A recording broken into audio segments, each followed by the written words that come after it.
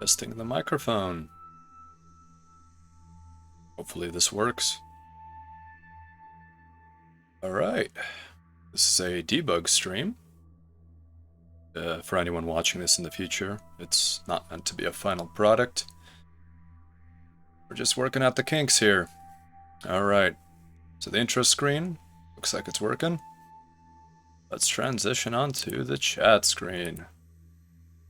Look at that. Absolutely half-baked. But we have a chat box. Let's send a message. Hello, world. This is the classic. Look at that. I'm my own first viewer. Great. Alright. So, to test our audio capabilities, let's do a reading of H.G. Wells's War of the Worlds, but only an excerpt of the exciting part about the Ironclad Thunderchild. Alright, here we go. About a couple of miles out lay an ironclad, very low in the water, almost to my brother's perception, like a waterlogged ship. This was the ram Thunderchild. It was the only warship in sight, but far away to the right, over the smooth surface of the sea, for that day there was a dead calm, lay a serpent of black smoke to mark the next ironclads of the Channel Fleet, which hovered in an extended line, steam up and ready for action, across the Thames estuary during the course of the Martian conquest, vigilant and yet powerless to prevent it. At the sight of the sea, Mrs. Elphinstone, in spite of the assurances of her sister-in-law, gave way to panic. She had never been out of England before. She would rather die than trust herself friendless in a foreign country, and so forth. She seemed, poor woman, to imagine that the French and the Martians might prove very similar. She had been growing increasingly hysterical, fearful, and depressed during the 2 days' journeyings. Her great idea was to return to Stanmore. Things had always been well and safe at Stanmore. They would find George at Stanmore. It was with the greatest difficulty that they could get her down to the beach, where presently my brother succeeded in attracting the attention of some men on a paddle steamer from the Thames. They sent a boat and drove a bargain for £36 for the three. The steamer was going, these men said, to Ostend.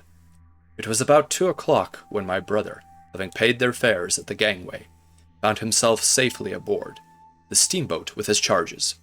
There was food aboard, albeit at exorbitant prices, and the three of them contrived to eat a meal on one of the seats forward. There were already a couple of score of passengers aboard, some of whom had expended their last money in securing passage, but the captain lay off the Blackwater until 5 in the afternoon, picking up passengers until the seated decks were even dangerously crowded. He would probably have remained longer had it not been for the sound of guns that began about that hour in the south. As if in answer, the ironclad seaward had fired a small gun and hoisted a string of flags. A jet of smoke sprang out of her funnels. Some of the passengers were of the opinion that this firing came from Shoeburyness, until it was noticed that it was growing louder. At the same time, farther away in the southeast, the mass and upperworks of the three ironclads rose, one after the other, out of the sea, beneath clouds of black smoke. But my brother's attention speedily reverted to the distant firing in the south. He fancied he saw a column of smoke rising out of the distant grey haze. I think that's enough for that particular excerpt. Let's go on to playing a small test game, just to see how that works. Switching to our game screen now.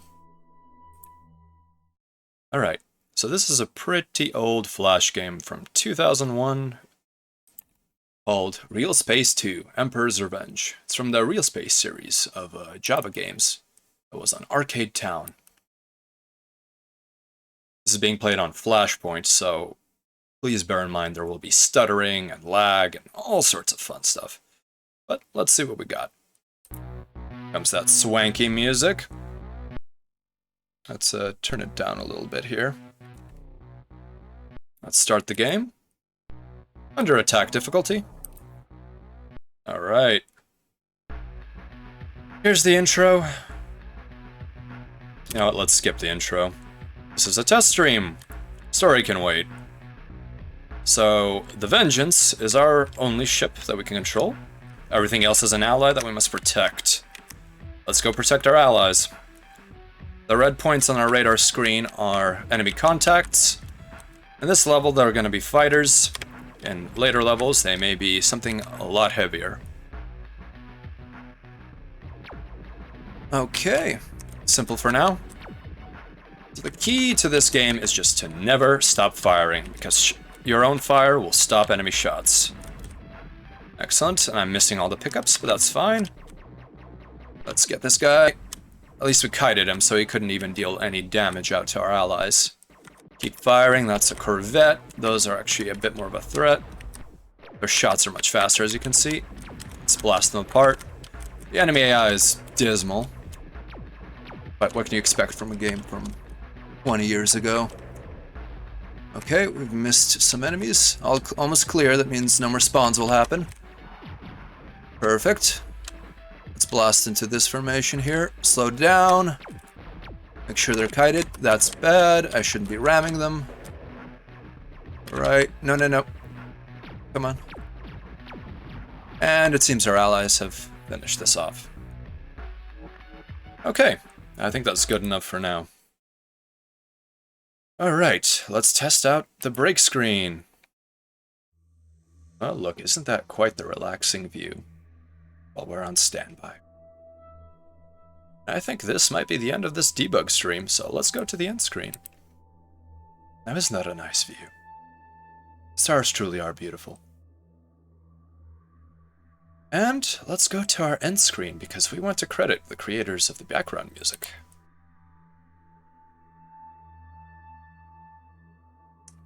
There we go.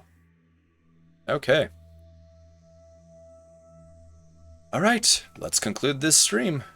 Anyone who sees this in the future, I'm so sorry for what you saw. But thank you. Have a good night.